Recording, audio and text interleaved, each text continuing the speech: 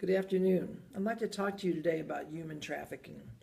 Did you know that around the globe, over 30 million people live in slavery? The majority of these people are between 18 and 24 years old. 43% of them are used for commercial sexual exploitation. The perpetrators of these crimes net annually $36.1 billion. The crime of human trafficking is a blight on our globe and definitely a blight on our country. It goes against all that we hold dear here. Freedom is what we're about in the United States of America. Recently, my union was contacted by the Department of Customs and Immigration. Since we fly U.S.-bound international flights, they thought that flight attendants could be helpful in helping to identify people who are possible victims of human trafficking. So they put together a training film. The training film is very informative and not very lengthy, and it's online. But I'd like to tell you about one particular story that I know about this problem.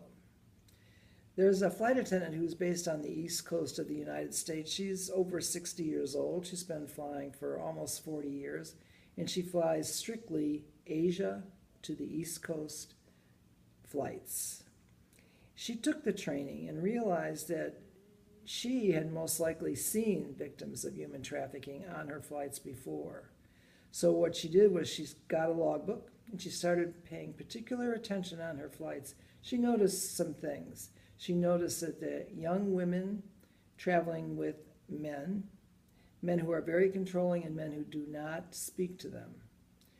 The women are never left alone. If they have to go to the bathrooms, he escorts them and he brings them back. She thought, how odd. She tried to make contact, but it was not possible. She couldn't get the woman to look at her.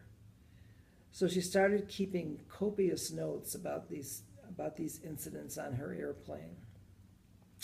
As I said, this woman was based on the East Coast of the United States. She's also a very conservative Republican, sometimes very interested in Tea Party candidates, and very active in her political organizations. And one day she got a phone call asking if she'd like to attend a supper that was going to be a small, intimate affair for a gentleman who was a possible future presidential candidate.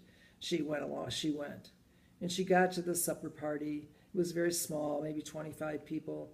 She was really enjoying socializing, and she noticed something rather odd.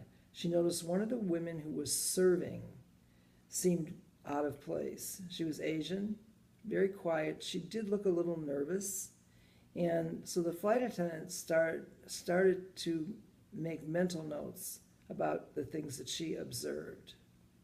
She didn't know, but she thought the woman might have been a customer on one of her flights from Hong Kong. She knew she was going to do something, but she didn't know what it was going to be. Well, the next day she decided to call her union president, and the president of her union called the Department of Customs and Immigration and got together with this flight attendant, and because she'd kept such thorough notes, they were able to define a time span of which this woman could have come into the country. And they were actually able to identify her through her passport and visa information. And they were actually able to locate her in the United States and free her so that now she can live the American dream. You know, there are many reasons why human trafficking is so pervasive in our society.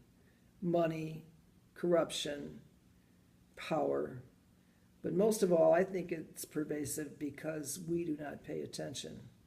We have gotten so used to the vastness of our world that we have become impervious to the dangers that could be lurking right next door to us. Can you imagine the support that we could provide these people if we simply paid attention and cared? Maybe the next time that you see someone on the street that you think might be having a problem or be in trouble, you might try to look in their eyes. You might ask them if they'd like to go for a cup of coffee. I think you might be surprised at their reaction.